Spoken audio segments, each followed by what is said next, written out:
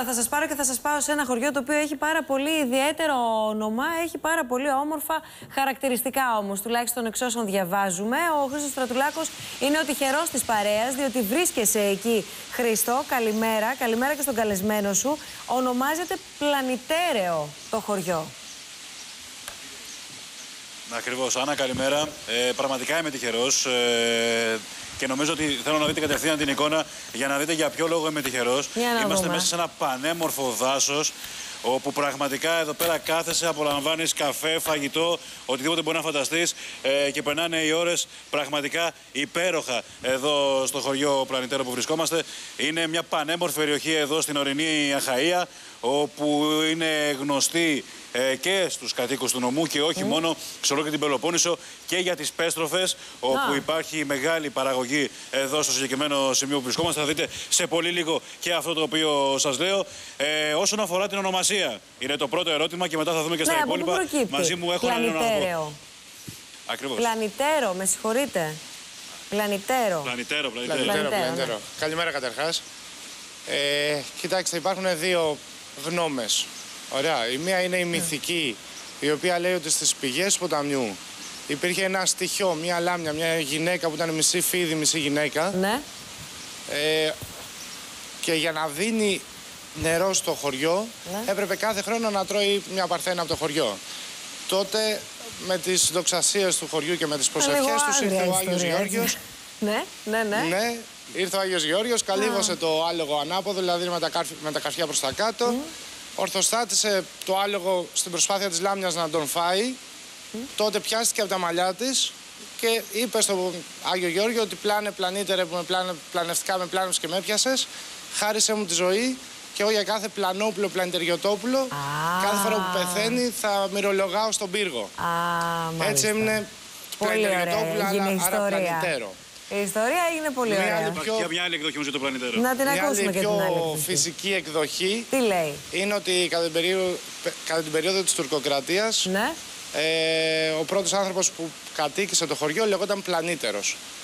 Οπότε πήρε από το όνομά του. Δηλαδή ήταν Πλανήτερος. Και η πρώτη ιστορία όμως είναι ωραία. Αυτή τη στιγμή, ναι. Και εμείς ψηφίζουμε την πρώτη γενικότερα. Πάντως είναι μια τουριστική περιοχή, Άννα. Κύριε Ράπανα, είστε και μάλλον γνώστης της τουριστικότητας της περιοχής, καθώς έχετε και επιχείρηση εδώ στο συγκεκριμένο σημείο. Και αν μπορούμε σιγά σιγά να δούμε και τις πέστροφες, καθώς όπως μου είπατε είναι η πρώτη περιοχή στην Πελοπόννησο όσον αφορά την παραγωγή. Κοιτάξτε, η περιοχή μας έχει τις μεγαλύτερες παραγωγές στην Πελοπόννησο. Καλύπτει με ζωντανά, νοπά ή καπνιστά ψάρια όλη την Πελοπόννησο. Τι λέτε τώρα? Και ναι, εδώ υπάρχουν δύο από τις μεγαλύτερες μονάδες στην Πελοπόννησο. Μπράβο. Υπάρχουν καπνιστήρια, συσκευαστήρια.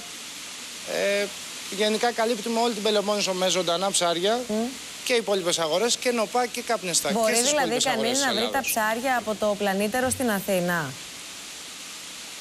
Κοιτάξτε, φτάνουν εδώ ή όχι? Αυτή τη στιγμή μπορεί, τουλάχιστον τα καπνιστά, ειδικά από το Σεπτέμβρη και έπειτα, θα είναι στην Αθήνα με το όνομα του χωριού, τέλος πάντων, Πλανήτερος, σε κάποιες συσκευασίες με καπνιστής πέστροφας όμως. Αλήθεια μας έλεγε ο Χρήστος Στρατουλάκος ότι θα τις δούμε τις πέστροφες. Νάτες. Θα τις δείτε. Τις βλέπουμε. Είναι κατά τη διάρκεια όταν τις ταΐζει κάποιος. Γι' αυτό γίνεται αυτός ο σκοτωμός, αν μου επιτρέπετε. Ναι. Μάλιστα, το χωριό... Είναι πραγματικά υπέροχο το τοπίο πάντως, Άννα. Να ρωτήσω κάτι. Το συγκεκριμένο χωριό δηλαδή έχει και κατοίκους ή πρόκειται για τη συγκεκριμένη έκταση στην οποία βρίσκεστε? Δεν το γνωρίζω. Ίσως κι άλλοι δεν το γνωρίζουν. Μόνιμους κατοίκους. Έχει μόνιμους κάτοικους. Ναι. Χειμώνα, καλοκαίρι. Ναι. Οι μόνιμοι είναι περίπου 150 και λίγο παραπάνω.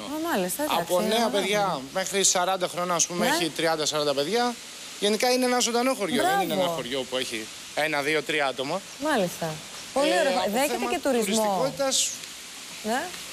Κοιτάξτε, όλο τον χρόνο υπάρχει κόσμος. Και το χειμώνα και το καλοκαίρι. Το χειμώνα για το χιονοδρομικό κέντρο Καλαβρίτων και το Σπήλαιο των Λινών. Το καλοκαίρι για τις πηγές, το Σπήλαιο και για τη γύρω περιοχή. Υπάρχουν πάρα πολλά πράγματα να δει κάποιος εδώ. Ο συνεργάτης μας, ο ξενοφώντας Σκιτζής, ο οποίος κατάγεται, όπως πολύ καλά ξέρεις, Χρήστο, από τα Καλάβρητα, δεν μας έχει μιλήσει για αυτό το τόσο όμορφο χωριό.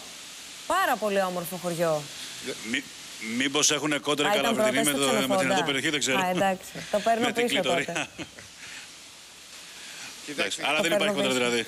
Γενικά το χωριό, ο χώρος μάλλον είναι γνωστός από την αρχαιότητα.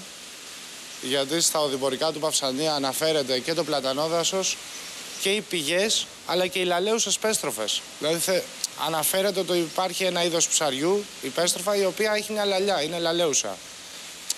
Βέβαια μιλάμε για ένα ρίγχο που κάνει η πέστροφα όταν τη βγάζει από το νερό. Στη συνέχεια, αν σκεφτείτε ότι εδώ και 50 χρόνια περίπου υπάρχει τουριστικότητα στο χωριό και επισκεψιμότητα. Και συνεχίζει ευτυχώς. Δεχόμαστε ερωτήματα. Πόση ώρα απέχει από την Πάτρα? Κοιτάξτε, από την Πάτρα είναι. Περίπου τώρα, μια μισή ώρα. Περίπου μια μισή ώρα. Τώρα με τον καινούργιο δρόμο αλλάζουν τα δεδομένα βέβαια. Από την Αθήνα είναι πάλι 2 ώρες. Είτε έρθεις μέσω Πάτρας είτε μέσω Τρυπόλεως. Είναι 52 χιλιόμετρα από τη Σύρακα του Αρτεμισίου. Δηλαδή από την εθνική της Τρίπολης Καλαμάτας. Ναι.